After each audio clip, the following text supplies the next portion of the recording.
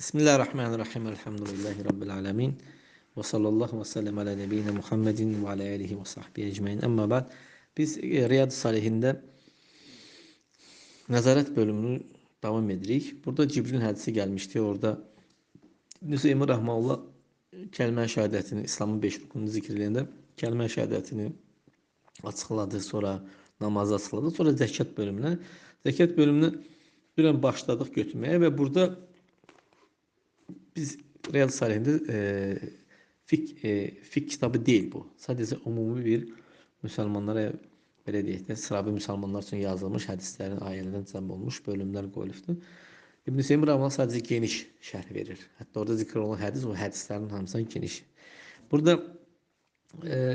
zəkat malında olan məsələ barəsində danışacaq ki, yəni hansı mallardan çıxır zəkat deyir.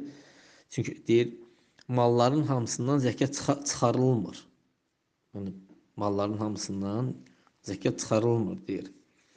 Əksinə, zəkata aid olan, vacib olan şeylər var ki, onlardan çıxarılır. O da bir neçə şeylərdədir. Birincisi, qızıl gümüşdür. Nə deyir Seyfi? Qızıl gümüşdür.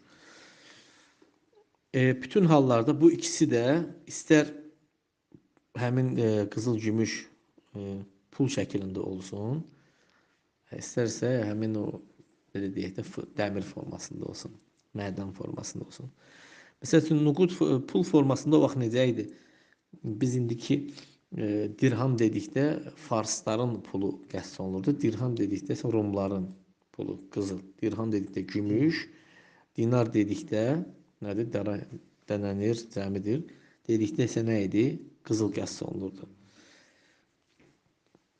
Yəni, istər həmin o qızıl gümüş, sən onu kilo şəklində saxla, istəyirsən onu zinət formasında evdə biri alır ki, qadını geyinsin, bəzənməsi üçün də, istəyirsən belə saxlasın və yaxud da kirə üçün saxlayıb kirəyə verir qızılları. Problem yoxdur, yəni tax gətir, bir növ paltar kirəyə götürmürlər bu formada. Bundan başqa olan şey, mühüm odur ki, bu mədən qızıl və gümüş olsun, həmin şey. Bu, bütün hallarda buna zəkat düşür.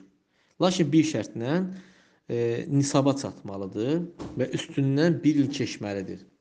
Nisab necə? Məsəl üçün, bu günləri bir insanda 85 qram qızıl oldu. Həmin insanda 85 qram qızılı olan insan üstündən bir il keçdikdən sonra həmin günüsü 2,5% onun zəkat çıxardır. Və yaxud da ki, gümüşdür. Gümüş nə qədəmdir? 85 qram qızıl yüksək əyarla, ərəblərdə 24 deyirlər ona. 24 əyar. Bizdə, bilmirəm, o necə deyilir? 750-likdir, nədir, bilmirəm. Ən yüksək nədir bizdə? Yəni, məsəl üçün, var 585, düzdürmü? Var 750-lik. Yəni, bu, belə deyək də, yəni ki, hansı ki, hər ölkənin bir məfhumu var da, əgər bizdə ən yüksək əyar 750-lik mən bilən, səhv eləmirəmsə, yəni o miqdar 85 qram olarsa da, üstündən bir il keçərsə də ən aşağısı 85 qram olmalıdır. 2,5% o nədir? Zəkat çıxarılır. Və yaxud da ki, gümüş. Bir insanda gümüş olma. Gümüş məsəl üçün nə qədəm? 595 qram yüksək əyarla olan gümüş miqdarında insanın pulu və yaxud da ki, o gümüş kimi olarsa da nədir? Onu da 2,5%-in zəkatı çıxarılır. Kimdə bir insanda qızıl da var və yaxud da ki, qızıl var və yaxud da gümüş var və görürsən ki, bu nisaba gəlib çatıbdır. Gəlib nisaba. Əgər bunun üzərində bir il həmin nisaba gəlib çatırsa da zəkat çıxarılır. Yox, bir ilə yaxın azalarsa da 85 qram qızıldanmı və yaxud da gümüşdənmi, 595 qram gümüşdənmi azalarsa da ona nədir? Zəkat düşmür. Yəni, məsələn, bir insanda 85 yox, 80 qram vardı. Düşmür. Və yaxud da ki, 590 qram gümüşü vardı. Ona da düşmür. Alimlər ixtilaf edirlər. Əgər insanda qızıl da var, gümüş də var. Heç biri nisaba çatmayıb. Deyək ki, 80 qram, məsəl üçün, qızıldır, misal ki, çatmayıb. Deyək ki, 500 qram da gümüşdür. Yaxşı, bunları bir-birindən qatıb, yəni ki, bundan şey çıxartmaq olarmı? Zəkat çıxartmaq olarmı? Deyir, alimlər ixtilaf edirlər.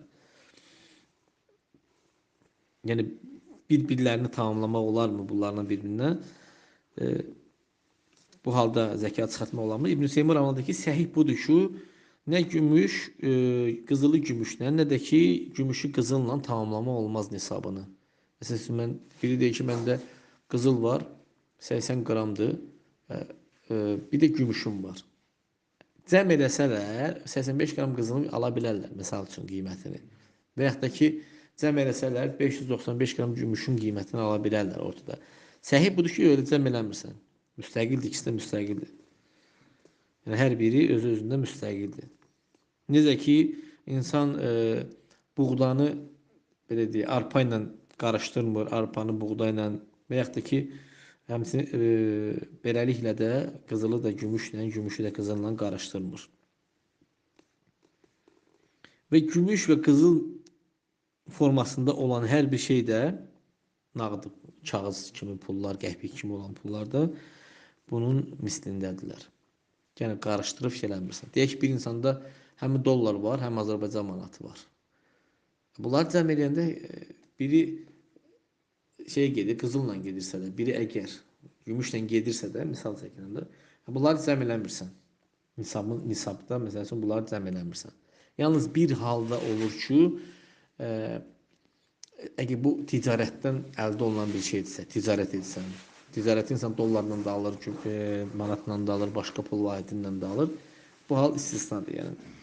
Yəni evdə deyək ki, Amma evdə məsələn 80 qram qızılım var, məsəl üçün 50 qram da gümüşüm var. Misal çəkirəm də. Deyirsən ki, bu 5 qramı da şeylə tamamlayayım, gümüşlə yox, eləmirsən.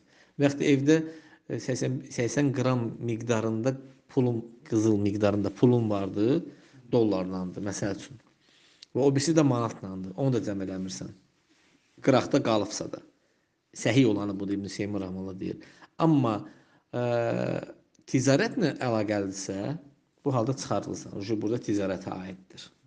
Sən o malı ticarətdə fırlayırsan. Qıraqda yatıtırmaqla ticarətdə fırlamaq fərqi var. Qıraqda yatıtırmaqdan söhbət gedir. burada yəni Hə. bir insan deyək ki, zəkata düşməsini deyir, düzdür, insan rəflə alıb almaz. Pulunu bir neçə kateqoriyada pullarda evdə saxlasa. Mümkündür. 10 min məsəl üçün pul, məsəl üçün qızıl olsa, məsəl üçün 10 min manatdır. Sonra da 11 minlik deyək ki, nisaba çatır da, indi qızıl dəyişir qiymətləri. Deyək ki, 10 mini var, 1000 manat olsa bir üstündən keçsə verməlidir. Bu birisini də gümüşlə tamamlayır. Ona görə pulunu artırmaz. Məsəl çəkirəm. Allah təala ruzunu verdiysə insan əgər yığırsa da, xüsusən qıraqda saxlayırsa da, o istərsəməz artır o pul. Sadəcə burada misal çəkir ki, yəni belə olası olsa, qıraqda pul yatırsan, dollarla da, manatla da, əgər çatmayıbsa da tamamlamırsan bir-birlərini. Dövrə qalxırla pul. Dövrə heç, ticarət, orada ticarətə gedir, yaxşı. Həmin pullardan biri əgər çatarsa da, gümüşlə və ya qızılla əvəz olunan bir şey çatarsa da nisaba, bu halda çıxarılır. Çatmazsa da, bu halda zəkatı yoxdur. Misal olaraq, bir insanın o vaxt İbn Seymur Rahmanullah indi bu şərhi çoxdan verdiyi üçün bu kitabda misal çəkir ki, bir insanın 300 riyalı vardı. 300 riyal o vaxt necə olubdu bilmirəm də, yəni ki, bu nə qədər qızıl düşərdi ona bilmirəm həmin vaxtı. Lakin şeyə çatmayıb.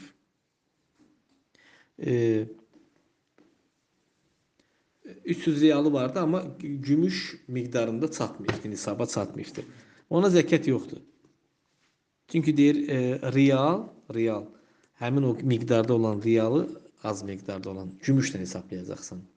Yəni, məsələn, sən 595 qram gümüş, 85 qram qızıldan qiyməti aşağıdır.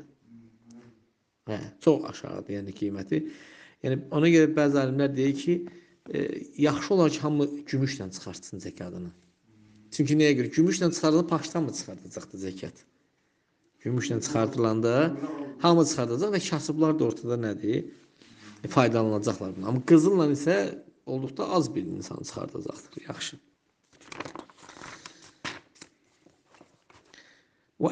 Amma o ki qaldı ki, deyir, bahalı qızıldan, gümüşdən başqa olan e, daşlara, istər mədənlər, daşlar, həm də qızıldan, gümüşdən başqa olan platin də ola bilər, buna oxşar başqa da mədənlər də ola bilər.